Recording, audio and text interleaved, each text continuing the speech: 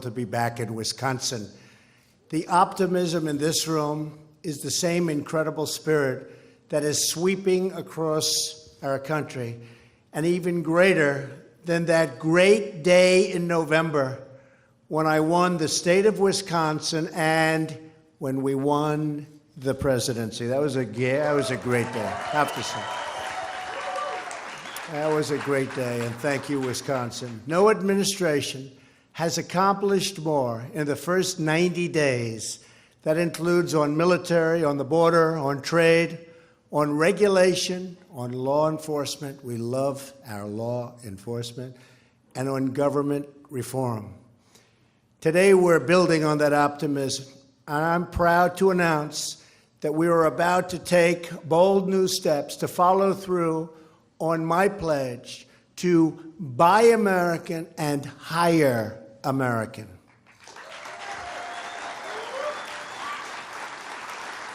I can't think of a better place to make this announcement than right here at Snap-on.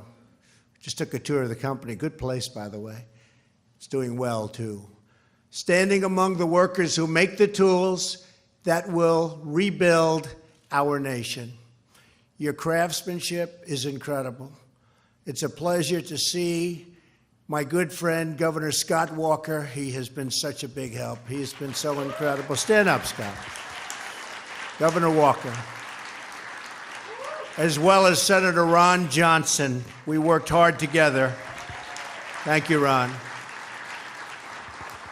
And although he could not be here today, my thanks go to Speaker Ryan, who's represented this city for nearly 2 decades in Congress. And you know where he is? He's with NATO. And so he has a good excuse. And I said, Ron, make sure these countries start paying their bills a little bit more. You know, they're way, way behind, Ron. We have to do, I'm going to talk to you about that, Ron. But Paul, you're over with NATO, get them to pay their bills. I think that, and Ron, you have to work on that too. And Scott, you're right here in Wisconsin. You don't have to bother. We'll keep you right here. For a little while, at least. Also with us is a famous local resident, the pride of Kenosha, Reince Priebus, my chief of staff. Where is Reince? Where is he? What a good man. There he is.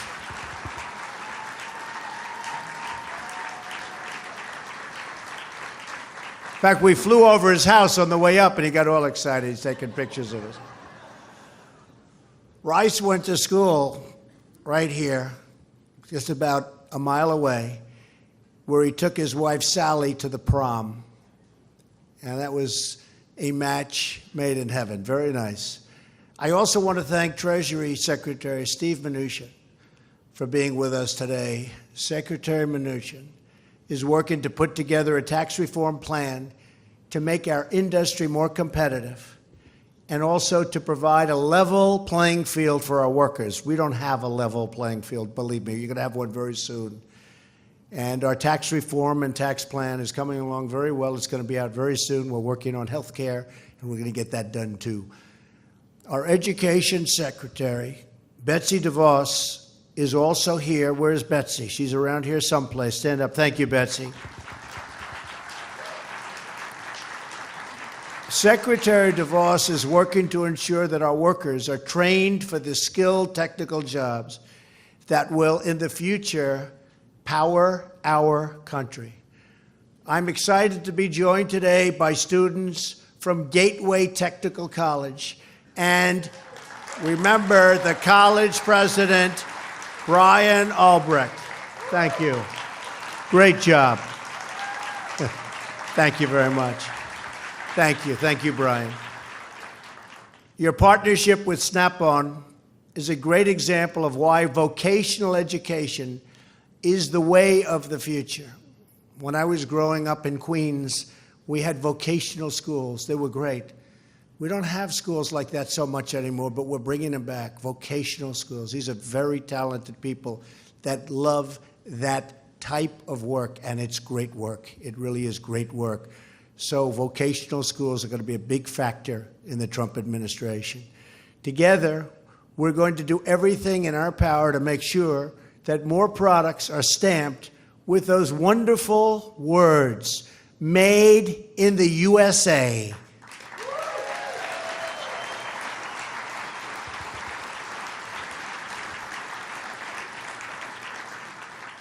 The old days we used to use it. We don't use it so much anymore. We're going to start using it again. Made in the USA.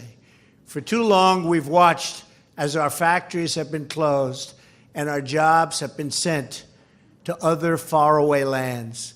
We've lost 70,000 factories since China joined the World Trade Organization. And you've seen that. You've heard about it. 70,000. The World Trade Organization, another one of our disasters. But this election, the American people voted to end the theft of American prosperity. They voted to bring back their jobs and to bring back their dreams into our country. That's why I'm here today. In just a few moments, I will be signing a Buy American and Hire American executive order. You haven't heard about that in a long time in this country. With this action, we are sending a powerful signal to the world. We're going to defend our workers, protect our jobs, and finally, put America first.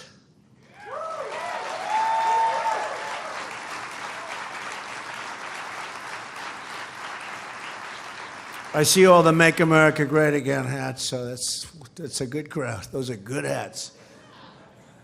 Through the years, Snap-on tools have been at the center of our industrial life. Your tools have fixed the cars our families depend on. They've sailed with the fleets that patrol the oceans. They've fixed the planes that cross our skies. And Snap-on tools have reached the heights of space, used by astronauts in orbit to carry out their very, very important work. And I don't know if you noticed, recently I signed a very big order. We're going to spend again on NASA space program. And that's something we need, and we also need it psychologically, but it's going to be very exciting.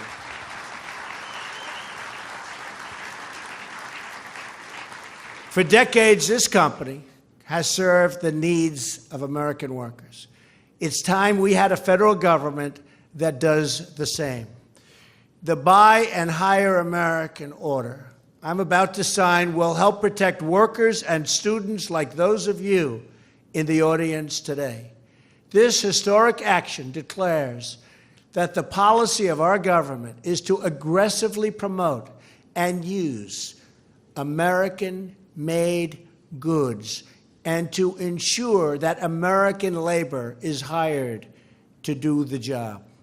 It's America first. You better believe it. It's time. It's time, right? It's time. First, we will fully monitor, uphold, and enforce our Buy American laws, which we haven't done. Buy American laws require that when the federal government buys, builds, or funds a project, domestic goods and products should be used. But over the years, these Buy American standards have been gutted by excessive waivers and reckless exemptions. The result has been countless jobs and countless contracts that have been lost to cheap, subsidized, and low-quality foreign goods. With this order, I'm directing every single agency in our government to strictly uphold our Buy American laws, to minimize the use of waivers, and to maximize Made in America content in all federal projects. It's time. And for the first time ever, we are going to crack down on foreign bidders that used dumped steel and other subsidized goods to take contracts from workers like you. They take them away, and they've been doing it for a long time. Not going to happen anymore.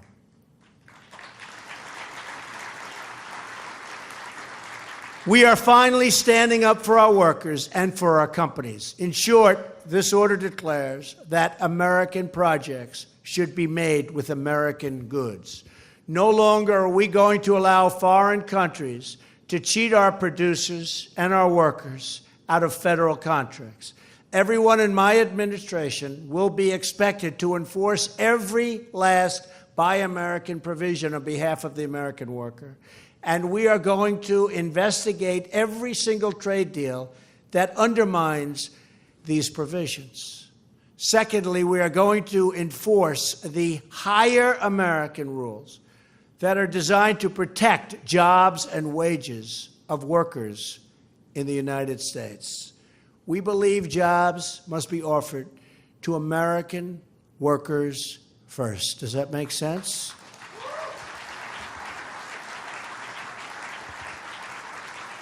Right now, widespread abuse in our immigration system is allowing American workers of all backgrounds to be replaced by workers brought in from other countries to fill the same job for sometimes less pay. This will stop. American workers have long called for reforms to end these visa abuses, and today their calls are being answered for the first time. That includes taking the first steps to set in motion a long overdue reform of H-1B visas. Right now, H-1B visas are awarded in a totally random lottery, and that's wrong. Instead, they should be given to the most skilled and highest paid applicants, and they should never, ever be used to replace Americans. No one can compete with American workers when they are given a fair and level playing field, which has not happened for decades. We're using every tool at our disposal to restore the American dream. In fact, when it comes to wasteful, destructive, job-killing regulations, we are going to use a tool you all know very well. It's called the sledgehammer. It's what we're going to use. We're also going to stand up for our dairy farmers in Wisconsin.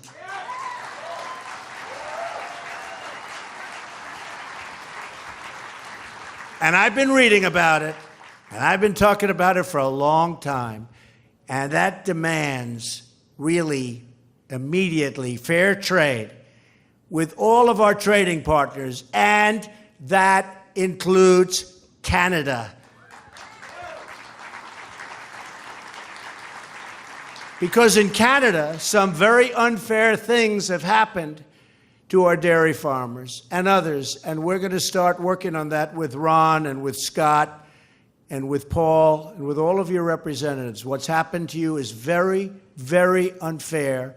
It's another typical one-sided deal against the United States, and it's not going to be happening for long. So, Scott, you and Ron and myself and Paul and everybody else, we're going to get together, and we're going to call Canada, and we're going to say, what happened?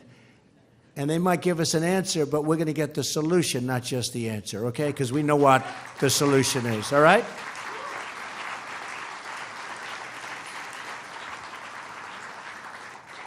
And if you guys can't do it, we'll bring maybe Reince. Reince, you ready, Reince? We better bring Reince back. Now, we'll get that done. We're going to work on that very hard. We're going to work on it immediately, in fact, starting today. It's a terrible thing that happened to the farmers of Wisconsin.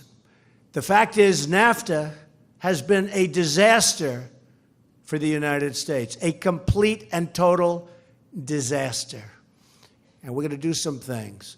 And we have all sorts of rules and regulations that are horrendous. Like we wanted started to negotiate with Mexico immediately. And we have these provisions where you have to wait long periods of time. You have to notify Congress. And after you notify Congress, you have to get certified. And then you can't speak to them for 100 days. The whole thing is ridiculous. NAFTA has been very, very bad for our country. It's been very, very bad for our companies and for our workers. And we're going to make some very big changes, or we are going to get rid of NAFTA for once and for all. Cannot continue like this, believe me.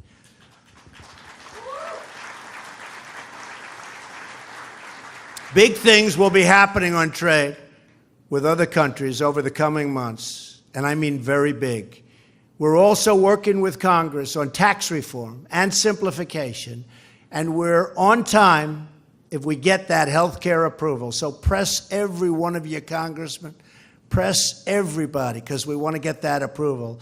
And it just makes the tax reform easier, and it makes it better, and it's going to make it steeper. It's going to be bigger, and that's what we want to do. So we're in very good shape on tax reform. We have the concept of the plan. We're going to be announcing it very soon. But health care, we have to get the health care taken care of. And as soon as health care takes care of, we are going to march very quickly. You're going to watch. We're going to surprise you. Right, Steve Mnuchin? Right? Secretary of Treasury. I see Sean, and stand up, Sean. Let's stand up. You know, I had no idea. I was told a year ago, he's been so great to me. I was told a year ago, he's like a world champion climber, climbs the trees. And after that, every time I look at him now differently. I'm very impressed with that, Sean. And he's also very good on television and very helpful. Thank you, man, thank you. We'll be making big investments in rebuilding our military and repairing our badly depleted infrastructure. And that'll happen soon also. Infrastructure, big infrastructure bill. Probably use it with something else that's a little bit harder to get approved in order to get that approved. But infrastructure is coming, and it's coming fast. New ships, bridges, tunnels, and airplanes will be constructed with American hands, American steel, and yes, American tools.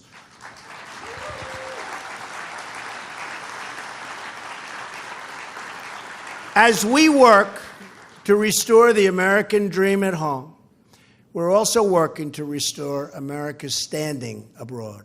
That means strengthening our partnerships and ensuring that our friends and allies pay their fair share.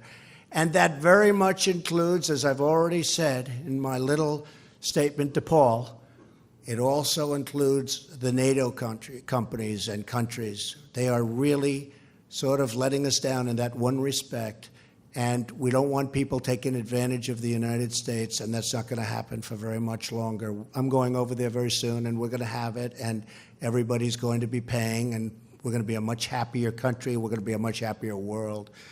No matter the circumstances, everyone will know we act from this core conviction that America's strength must be unmatched, and its first priority, unquestioned, the safety and security of our citizens. This is the surest path to a more peaceful and prosperous world for us all. Together, we can build a better future in the spirit of this company's earliest days. Great company, great history. I recently learned that decades ago in the 1920s, when your salesman entered a dusty repair shop or stained, a nice, beautiful stained garage floor, which I've seen many of, he would find a spot to lay out a beautiful green felt mat. The people of the company know what that means. And on that green felt mat, he would carefully place a gleaming set of new Snap-on tools. The founders of this company wanted their customers to know that the tools of the mechanic were just as important as the tools of the doctor, the dentist, the politician, or the business leader, and that his craft was a noble, noble craft, as noble as any. This is a wonderful story about your company, and it's Wisconsin heritage. And Wisconsin has a truly great heritage, and it's led by incredible people. But it's also a story that tells us a lot about the American spirit. In America, we honor work. We honor grit. We honor craftsmanship. We honor the men and women who turn dreams into reality with their own two hands. In America, we honor all of you. We are a nation of builders. We are the country that dug out the Panama Canal, that put a man on the face of the moon, and that linked our cities with majestic railroads and curving highways. We are the country that is always on the cusp of the next invention. But we can only get there with all of you. We can only restore this nation we love so much by working and building with all of you. We can only get there together. We are the one people sharing one destiny, saluting one great, beautiful American flag. I'm thrilled to be here today to celebrate our great American heritage and to proudly embrace our great American future. I want to thank the people of Wisconsin for doing so much for me. That's why I came back here, not just for the company, frankly, for the people of Wisconsin. You have been so incredible to me and my administration, and we will never, ever let you down. God bless you. God bless the American worker. God bless the American dream. And God bless the United States of America. Thank you all very much. Tremendous honor. Thank you. Thank you very much.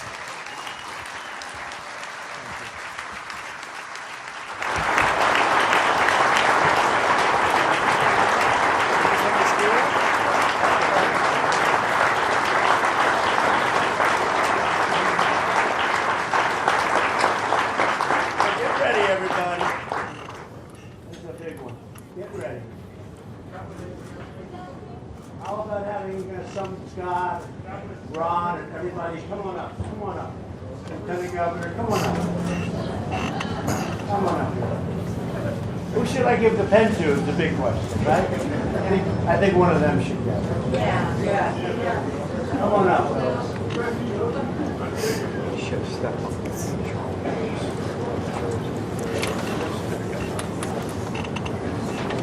Great representatives. All right. Congratulations. Come on up. Come on. Here's the bar. Here. Come up from the president. Come on up. Yeah. Come on, guys.